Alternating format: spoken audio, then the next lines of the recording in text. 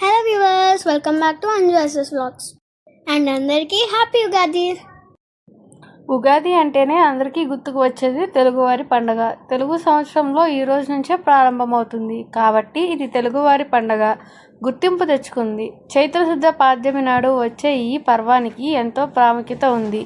ఈ నూతన సంవత్సరాలలో రాశి ఫలాలు, గ్రహసిద్ధులు ఎలా ఉన్నాయో తెలుసుకొని గృహ శాంతులు లాంటివి జరిపించుకొని సుఖంగా ఉండేందుకు ప్రగాంగ శామ్యాన్ని చేస్తారు. మరికొన్ని రోజుల్లో సస్వరి నామ సంవత్సరానికి ముగింపు పలికి ప్లవనామ సంవత్సరానికి స్వాగతం పలుకుతున్న నేపథ్యంలో ఉగాది విశిష్ట చరిత్ర గురించి ఇప్పుడు తెలుసుకుందాం.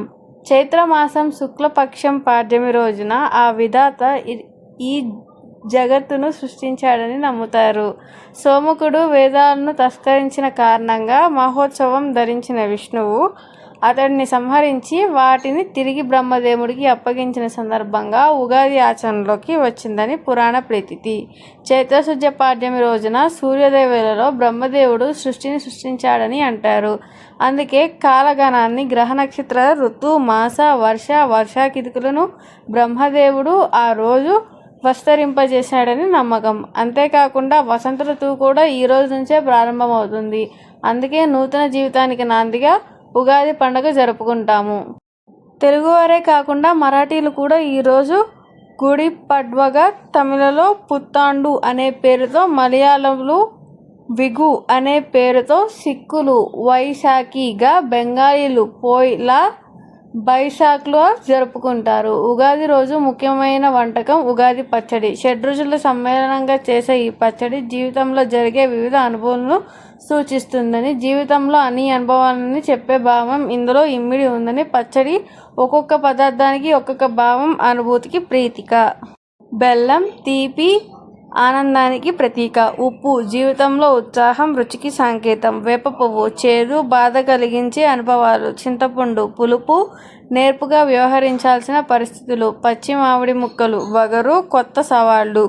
కారం సాహసం కోల్పోయేటట్లు చేసే పరిస్థితులు. ఈ సంవత్సరం మేమందరం ఉగాదిని ఇలా జరుపుకున్నాం. మరి మీరు మీ ఉగాదిని ఎలా జరుపుకున్నారో కామెంట్ సెక్షన్లో తెలియజేయండి.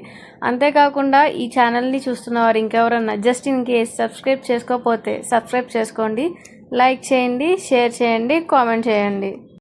అండ్ ప్రతి ఇయర్కి ఒక్కొక్క నామ సంవత్సరం ఉన్నట్టు ఈ ఇయర్కి ఏ నామం ఉందో కామెంట్ బాక్స్లో తెలిపేయండి. ఇంకొక సరికొత్త వీడియోతో మళ్ళీ మీ ముందుకు వచ్చేస్తాం. అన్నట్లు చెప్పడం మర్చిపోయాను. ఉగాది ఎందుకు జరుపుకుంటారు? Significance of Ugadi festival. ఉగాదిలో ఉగా అంటే నక్షత్ర గమనం. నక్షత్ర గమనానికి ఆది ఉగాది అంటే సృష్టి ఆరంభమైనదే ఉగాది. యుగం అనగా ద్వారం లేదా జంట అని అర్థం. ఉత్తరాయణ దక్షిణాయన ద్వార సంయుక్తం యుగం కాగా ఆ యుగానికి అది ఉగాదిగా మారింది. ఉగాది శబ్దానికి ప్రతిరూపంగా ఉగాదిగా రూపొందింది.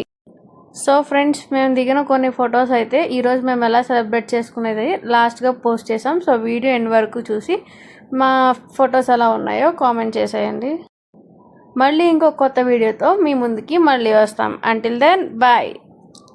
అండ్ మళ్ళీ చెప్తున్నాను, ఇన్ కేస్ ఎవరైనా సబ్స్క్రైబ్ చేయకపోతే సబ్స్క్రైబ్ చేసుకోండి ప్లీజ్.